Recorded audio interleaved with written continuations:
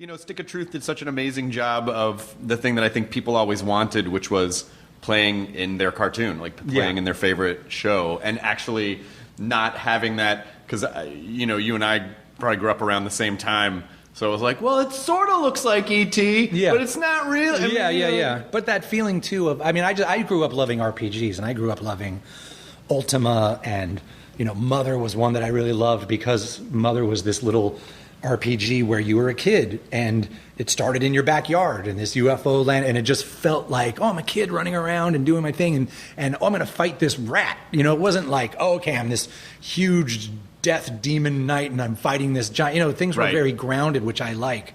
And so apart from just being like, oh, I like, you know, something where I can walk around the show, I also just like RPGs where I can you know, it can be a little bit real, and I can be a kid playing a game. Right.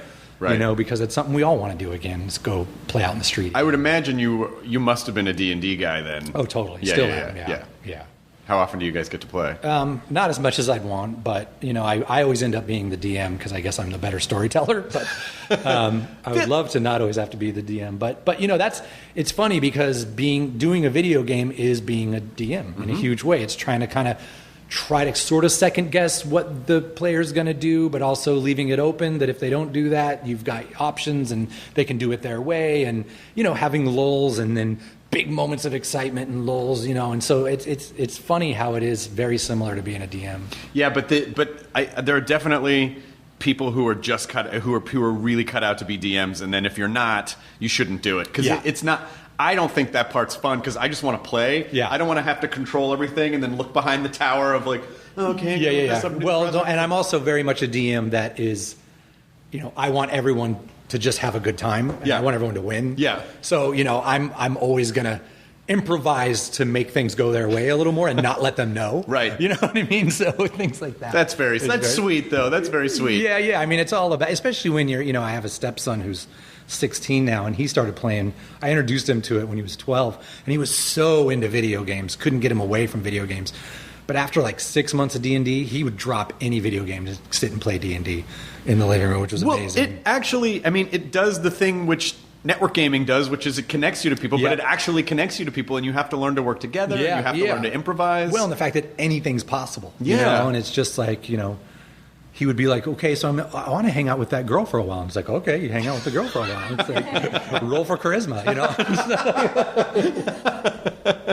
I mean, RPGs have always been my favorite game, but I find that they're harder and harder to play, because I was able to play Zelda because of the Switch, because I can take it everywhere. Yes. But for the most part, there's some, like, I sat down to play Witcher a couple years ago, or I guess, it was maybe like a year and a half ago, and I played for like 3 hours, and I was like, well, I don't have any time anymore. Like, that was it. Well, and there's certain things about those games, like The Witcher really bugged me, because first of all, there's a big move toward, and I can see why, because trust me, it's even it happens with both our games too.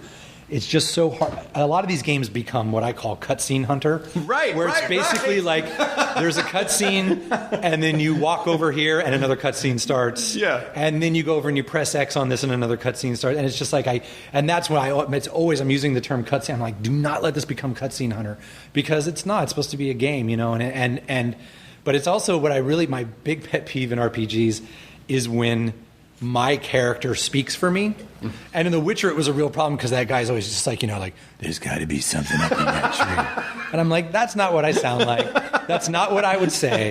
That's not, you know, and especially those dialogue trees that's like, you know, okay, do I say, hey, you better get out of here, or hey, why don't you leave, or hey, and it's like, those are all the same thing. They're kind of the same thing. And I don't want to say any of those. With slightly different tonal the games where you're essentially choosing your alignment along the way, I don't love, because I always feel like, did I pick the wrong thing? Am I not going to get a good ending? Based on grammar. Yeah, exactly. You know what I mean? And it's like, it's not really, and that's why I did it for the Stick of Truth, and I really wanted it in this game too, is that, like Zelda, because I loved Zelda, and one thing I love about Zelda is, about Link, is that he doesn't talk. That's right. And so because he doesn't talk, what you think and what you think you would say is what comes out in the character, you know? And so that was always really important to me, and I just made it a thing. And Stick of Truth, that's like, the character doesn't talk, you know? And it makes it, a lot of times it makes it way harder to write, you know, because you can't you got to interact with people in a different way.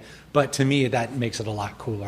It's like going to theater. I want to fill the blanks in myself. Did you play Breath of the Wild at all? Oh yeah. I played it hours, and I finally, I don't know how much of it I completed, but I really appreciate. There's two kinds of gamers though. That's the thing, is that there's still, and I know this because I'm a huge board game player, and I have like 2 board game nights a week. I'm huge into board games, aside from D&D. That's that basically, there's the kind of players that no matter what, especially with like a Euro game, to them it's blue chips and red chips and green chips, and I'm going to get more blue chips and I can trade in my red chips for this. Right. And for other people, it's, no, we're in a mansion and yes, the green chips are ghosts, but those ghosts are coming in, and it's like, there's the people that just really get into the theme of things, right, and people that really get into the mechanics of things. And it's funny because like my wife and I play a lot of board games, and we are on completely, we played a game, for instance, there's a game called Elder Sign, which is really a dice rolling game, and it's almost Yahtzee. Basically, you're rolling dice and you're picking dice to keep, but they depend on, did you fight the monster? Did you sneak by the monster? Did you do this? Is your health low? And you're going into things. And we probably played that game for 6 months before I was like, well, it's another Lovecraft monster. And she's like, what's Lovecraft? And I'm like, this is a whole H.P. Lovecraft game that we've been playing. And but she doesn't care. To her, it's just there's the yellow dice and there's red dice and there's these dice. And we're both having fun. But to me, I'm sneaking around a mansion fighting monsters. And to her, she's just purely, oh, those go together, those don't. These are, Well, that's the perfect kind of game. I mean, I was able to get my wife. I think I played Breath of the Wild. I'm definitely over 200 hours. Yeah. But the only thing I haven't, I just haven't run around and collected 900 Koroks. But everything else I did. Yeah. And so my wife saw me. I'd gotten her addicted to 3DS, so she was playing. She saw me playing Switch, and she was like, "Oh, I'm going to get one of those." And then she started playing Zelda. So now she's going through all the, wait, how do I get into this divine beast? And I'm like, I don't. That was 100 hours ago. I don't remember. Yeah, I don't know. But did you go to E3? No. Again, I don't have to. I had to last year. This year they had game to show, so they actually brought a level. Yeah. So that was the star. When it was all theoretical, we had to be the star and talk about stuff. But now they've got things to show. So, I mean, I think it is.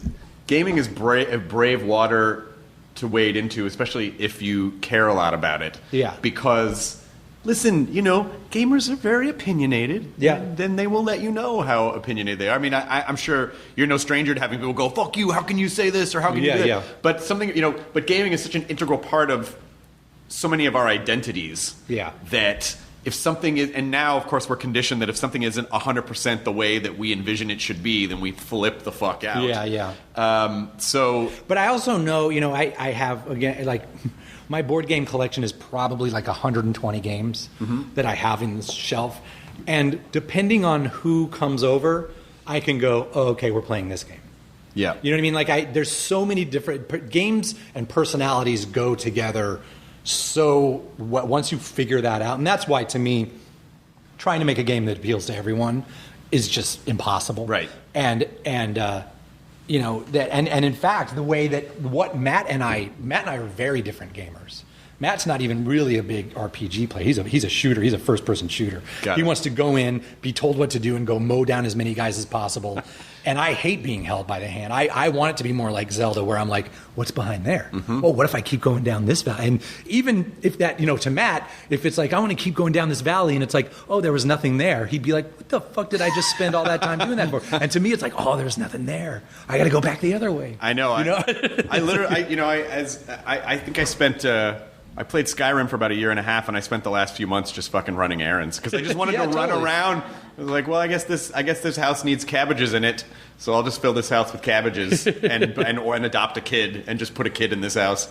But I think you guys, though, really, it almost seems like you sort of pioneered the fan-driven entertainment idea of, oh, these guys are just fans of the stuff that they're making. There was no...